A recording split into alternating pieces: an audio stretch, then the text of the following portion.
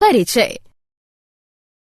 अंकिता, हम जानते हैं कि जनन सभी जीवों की वह क्षमता है जिसमें एक जीव लगभग अपने समान गुणों वाले एक छोटे से जीव को जन्म देता है।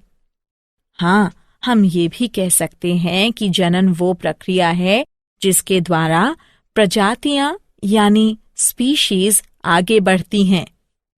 तो आओ, अपने इस नए अध्याय में हम जनन के बारे में विस्तार से चर्चा करें।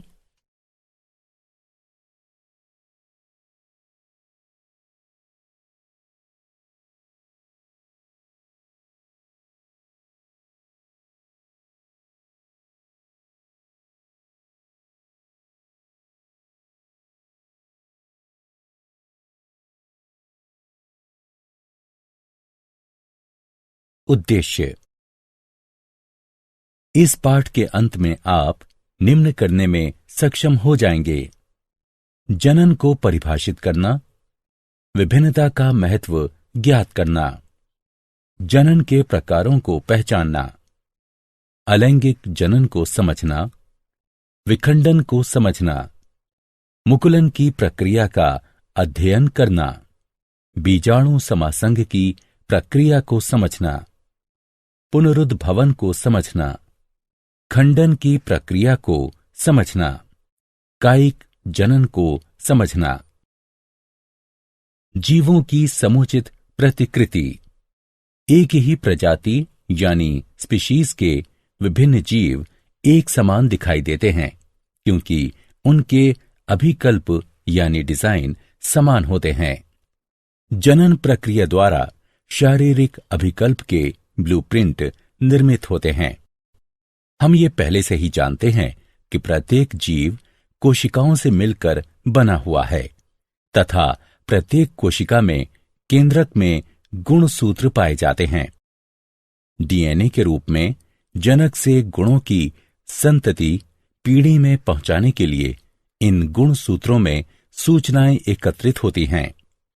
डीएनए में प्रोटीन संश्लेषण हेतु सूचनाएं निहित होती हैं। प्रत्येक कोशिका विभाजन के बाद डीएनए प्रतिकृतियन होता है तथा 2 प्रतियां बनती हैं।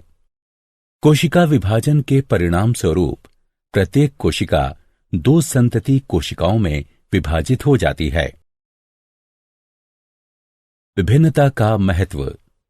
प्रतियां बनते समय डीएनए की सूचनाओं में बदलाव आ जाता है जिससे निर्मित हुई प्रोटीन भिन्न हो जाती है तथा इस प्रकार जनक प्रजाति यानी स्पीशीज से विभिन्नता आ जाती है जो कि जैव विकास का आधार है।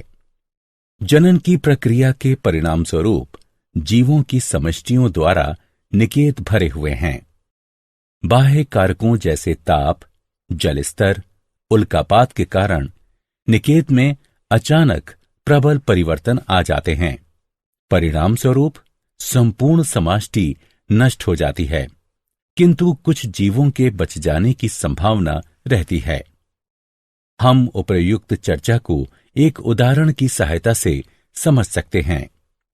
शीतोष्ण जल में पाए जाने वाले जीवाणुओं की कोई समष्टि है तथा वैश्विक ऊष्मीकरण के कारण जल का ताप यदि बढ़ जाता है तो अधिकतर जीवाणु व्यष्टि मर जाएंगे, परंतु उष्ण प्रतिरोधी क्षमता वाले कुछ परिवर्त ही जीवित रहते हैं तथा वृद्धि करते हैं।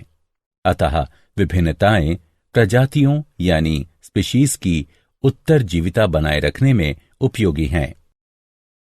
जनन के प्रकार। अलैंगिक जनन। जनन 2 प्रकार का होता है: अलैंगिक जनन, लैंगिक जनन। जब संतति की उत्पत्ति एकल जनक द्वारा युग्मक यानी गैमीट निर्माण की भागीदारी के साथ अथवा इसकी अनुपस्थिति में हो तो वह अलैंगिक जनन कहलाता है। उदाहरण: अमीबा में द्विखंडन, हाइड्रा में मुकुलन, राइजोपस में बीजाणु समासंग और पुष्पी पौधों में कायिक जनन। अलैंगिक जनन में कोशिका विभाजन असमसूत्री या समसूत्री होता है जो नए जीव उत्पन्न होते हैं वे बिल्कुल अपने जनक से मिलते जुलते होते हैं तथा यह एक तीव्र गुणनात्मक यानी बहुलीकरण विधि है। अलैंगिक जनन की कमियां ये हैं कि इसमें एक पीढ़ी से दूसरी पीढ़ी में एक समान जीव ही उत्पन्न होते हैं तथा जैव विकास संभव नहीं हो पाता है, जिससे कि विविधता उत्पन्न नहीं होती है।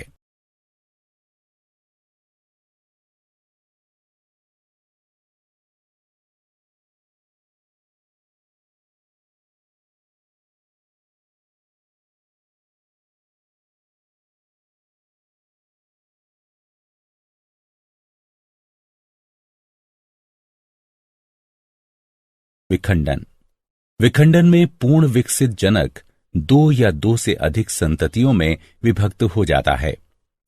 एक कोशिकीय जीवों जैसे अमीबा, पैरामीशियम तथा अन्य प्रोटोजोआ में अलैंगिक जनन की यह सबसे सरल विधि है। विखंडन दो प्रकार का होता है, द्विखंडन और बहुखंडन। अनुकूल परिस्थितियों के दौरान एक कोशिका का दो एक समान कोशिकाओं में विभक्त होना ही द्विखंडन कहलाता है। इस विधि में असमसूत्री विभाजन द्वारा सर्वप्रथम केंद्रक दो भागों में विभक्त हो जाता है तथा उसके बाद कोशिका द्रव्य में विभाजन होता है। अंत में कोशिका दो संतति कोशिकाओं में विभक्त हो जाती है।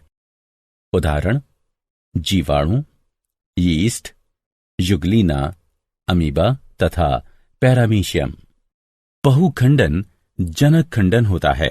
इसमें प्रतिकूल परिस्थितियों के दौरान जनक का शरीर स्वतः ही अनेक संतति कोशिकाओं में विभक्त हो जाता है। कोशिका का केंद्रक लगातार विभाजित होकर अनेक केंद्रक बनाता है। प्रत्येक केंद्रक कम मात्रा के कोशिका द्रव्य से घिरा होता है तथा पुटी यानी सिस्ट में अनेक संतति कोशिकाएं उत्पन्न होती हैं। अनुकूल परिस्थितियों में पुटी यानी सिस्ट टूटकर छोटी संततियों को मुक्त करता है। बहुखंडन का उदाहरण मलेरिया परजीवी प्लेस्मोडियम है।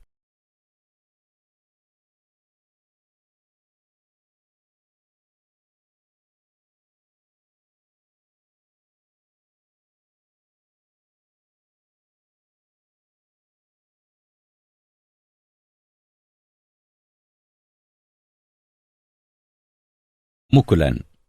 मुकुलन में एक या एक से अधिक एक कोशिकीय या बहुकोशिकीय बाह्य वृद्धि, जिन्हें कलिकाएं कहते हैं, जनक शरीर के ऊपर या अंदर उत्पन्न हो जाती हैं। हाइड्रा पुनर्जनन की क्षमता वाली कोशिकाओं का उपयोग मुकुलन के लिए करता है और इसके कारण एक स्थान पर कलिका यानी मुकुल विकसित हो जाती है। यह कलिका यानी मुकुल वृद्धि करके एक नन्हे जीव में बदल जाता है तथा पूर्ण विकसित होकर जनक से अलग होकर स्वतंत्र जीव बन जाता है।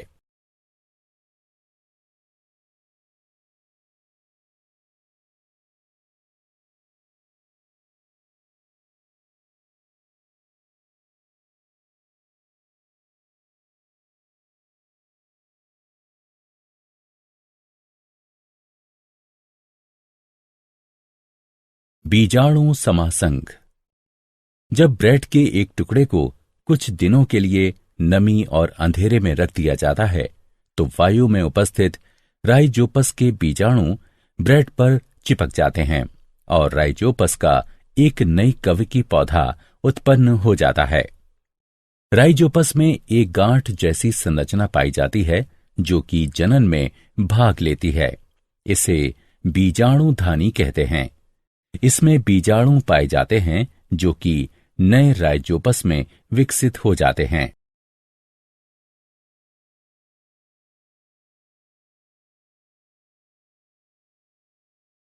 पुनरुद्भवन यानी पुनर्जनन। पूर्ण रूपेण विभेदित जीवों में अपने कायिक भाग से नए जीव के निर्माण की क्षमता को पुनरुद्भवन कहते हैं। इसमें जीव के शरीर का कटा या टूटा हुआ भाग वृद्धि या पुनरुद्भित होकर एक नया पूर्ण जीव विकसित हो जाता है। सरल जीव जैसे हाइड्रा और प्लेनेरिया को कई टुकड़ों में काट देने पर प्रत्येक टुकड़ा विकसित होकर पूर्ण जीव का निर्माण कर देता है।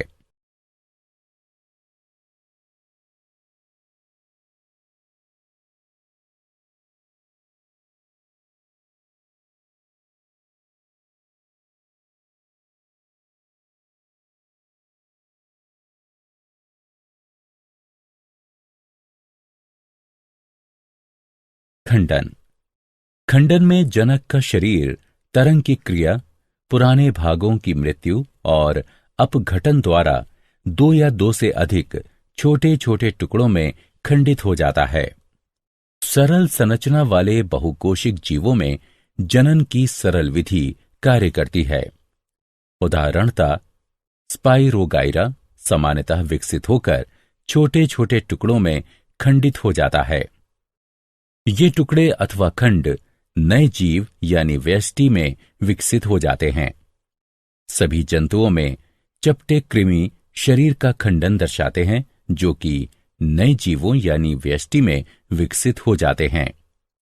शैवाल जैसे कि पायरोगाइरा में खंडन पाया जाता है।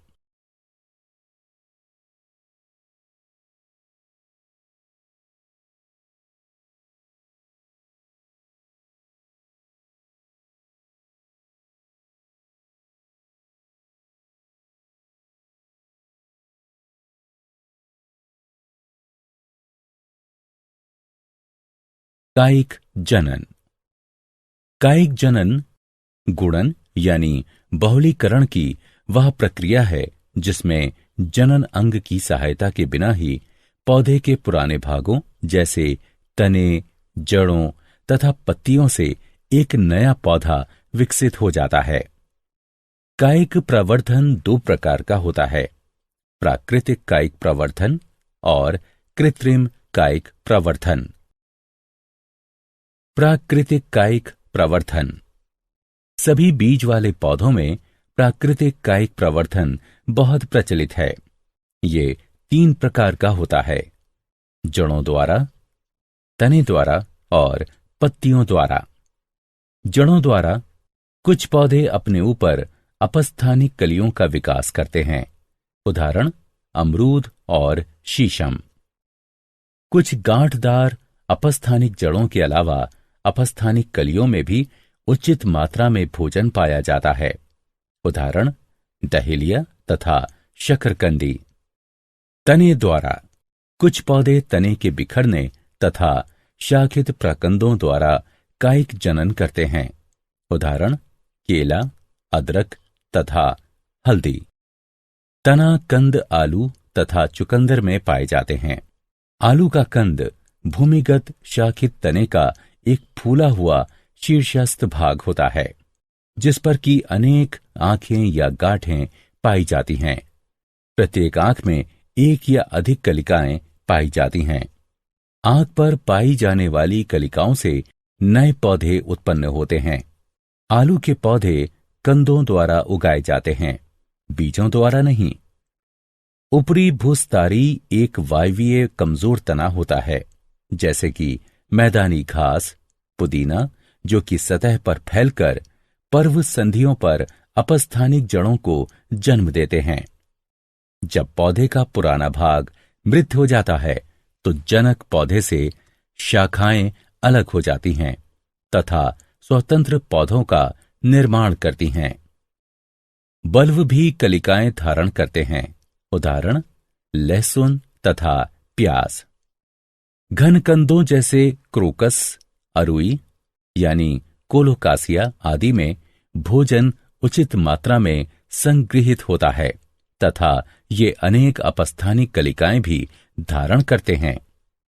पत्तियों द्वारा कुछ पौधों में मांसल पत्तियों के कटीले यानी खांचे युक्त पार्श्व अपस्थानिक कलिकाओं को धारण करते हैं। जब पत्ती मृदा पर गिरती है तो अनुकूल परिस्थितियों में कलिकाएं छोटे पौधों में विकसित हो जाती हैं। नवीन पादप पृथक होकर स्वतंत्र पौधों में विकसित हो जाते हैं, उदाहरण ब्रायोफिलम, बिगोनिया। कृत्रिम कायिक प्रवर्धन। मालियों तथा बागबानों ने कृत्रिम कायिक प्रवर्धन की विभिन्न पद्धतियां विकसित की हैं। कटाई, पर्तन, कलम लगाना, मुकुलन और ऊतक संवर्धन आदि कुछ सामान्य पद्धतियां हैं। कटाई। कटाई जड़, तना अथवा पत्ती का एक अलग हुआ भाग है जो कि आंशिक रूप से नम मिट्टी में गड़ा हुआ होता है। अनेक पौधे जैसे गन्ना, गुलाब, नींबू, अंगूर, कोकोआ, बोगेनविलिया आदि कटाई के माध्यम से ही प्रवर्धित किए जाते हैं। पर्तन। जनक पौधे से पौधे के अलग होने से पूर्व तने की शाखाओं में अपस्थानिक जड़ें बन जाती हैं। तने की शाखा परत कहलाती है तथा यह प्रक्रिया पर्तन कहलाती है। यह विधि नींबू, अमरूद, हिबिस्कस, बोगेनविलिया, चमेली, रसभरी तथा अनेक सजावटी पौधों में प्रयोग की जाती है। कलम लगाना। जनन की इस पद्धति में दो निकटवर्ती संबंधित किस्मों वाले पौधों को एक साथ जोड़ दिया जाता है जिससे कि वे एक पौधे के रूप में ही रहते हैं। पौधे का एक भाग जो कि पौधे के अन्य भाग पर कलम लगाता है पौधे की कलम यानी साइकान कहलाता है तथा वो पौधा जिस पर कलम लगाई जाती है डंठल यानी स्टॉक कहलाता है।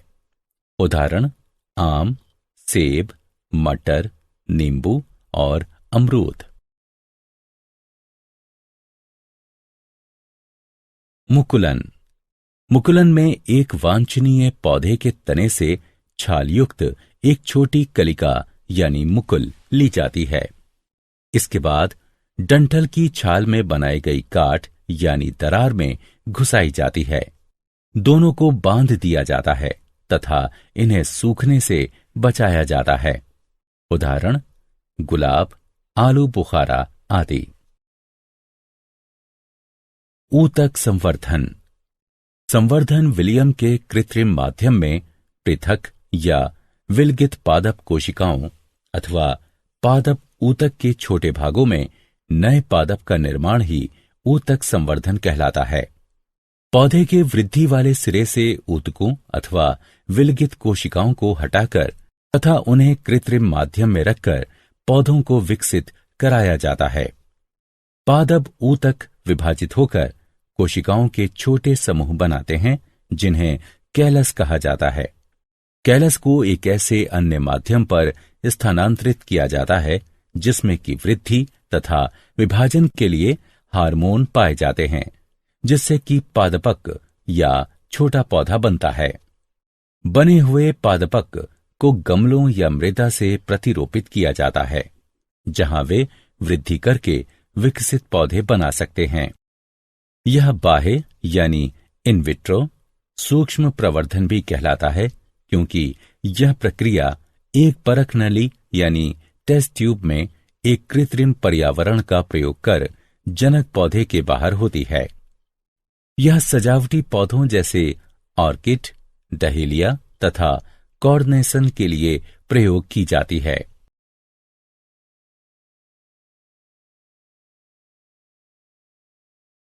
कायिक प्रवर्धन के लाभ तथा हानि। आइए कायिक प्रवर्धन से होने वाले कुछ लाभों तथा हानियों की चर्चा करते हैं। लाभ। कायिक प्रवर्धन एक सस्ती, आसान तथा तेजी से होने वाली प्रक्रिया है। कायिक प्रवर्धन द्वारा जनक पादप के गुण यानी लक्षण संग्रहित रहते हैं। कायिक प्रवर्धन उस पौधे के प्रवर्धन में भी सहायक है जो कि जीवन शक्ति वाले बीज उत्पन्न नहीं करता है। हानियां। कायिक प्रवर्धन से पौधों की संख्या में आवश्यकता से अधिक वृद्धि हो जाती है। इसमें कोई भी जैव विभिन्नता नहीं पाई जाती है तथा पौधे पर्यावरण के कम अनुकूल हो जाते हैं। जनक पादपों में पाए जाने वाले रोग संततियों में स्थानांतरित हो जाते हैं।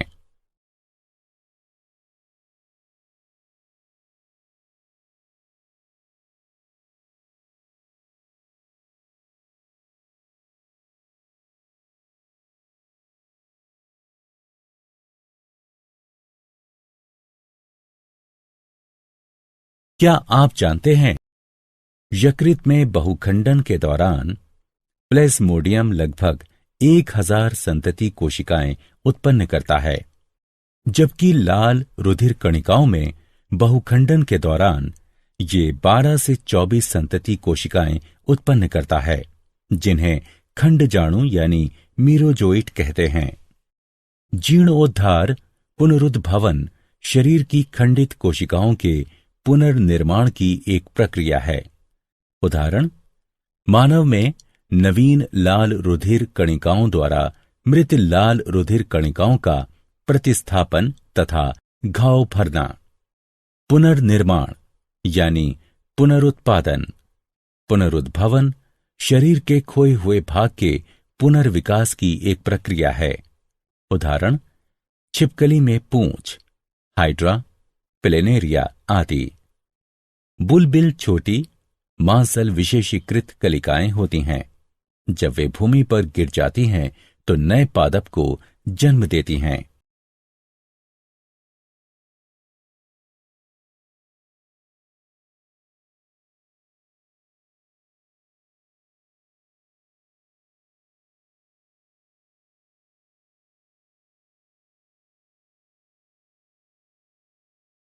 सारांश। आइए हमने जो कुछ सीखा है उसे संक्षेप में दोहराएं। वह प्रक्रिया जिसमें वर्तमान यानी मौजूदा जीवों से नए जीव की उत्पत्ति होती है, जनन कहलाती है। अलैंगिक जनन में नए जीव एक ही जनक से बनते हैं। कुछ जीव जैसे स्पाइरोगायरा सामान्यतः विकसित होकर छोटे छोटे टुकड़ों में खंडित हो जाते हैं। ये टुकड़े अथवा खंड नए जीव यानी व्यष्टि में विकसित हो जाते हैं। पौधों जैसे मनी प्लांट, गुलाब, अंगूर आदि में कायिक प्रवर्धन कटाई द्वारा होता है। पर्तन में पौधे की शाखा का सिरा भूमि की तरफ मुड़ यानी झुक जाता है तथा नम मृदा द्वारा ढक जाता है। कलम लगाने में दो निकटवर्ती संबंधित किस्मों वाले पौधों को एक साथ जोड़ दिया जाता है, जिससे कि वे एक पौधे के रूप में ही रहते हैं। जंतुओं में अलैंगिक जनन की विभिन्न प्रक्रियाएं विखंडन, मुकुलन, खंडन तथा पुनरुद्भवन हैं।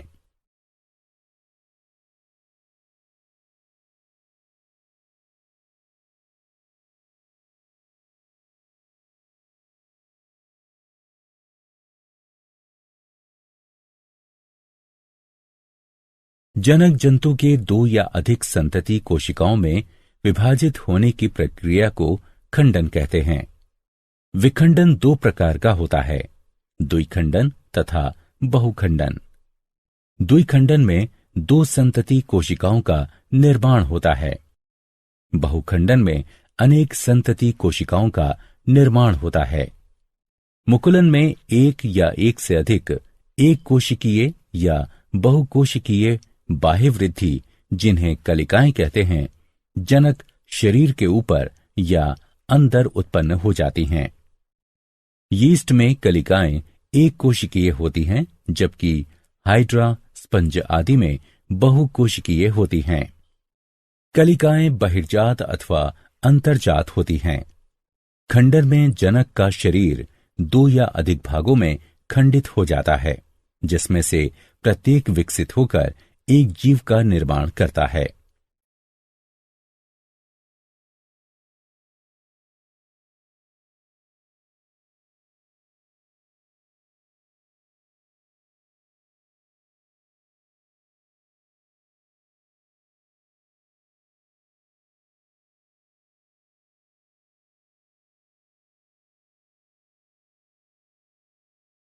पूर्ण रूपेण विभेदित जीवों में अपने कायिक भाग से नए जीव के निर्माण की क्षमता को पुनरुद्भवन कहते हैं। निम्न जीवों में पुनरुद्भवन की क्षमता अधिक होती है।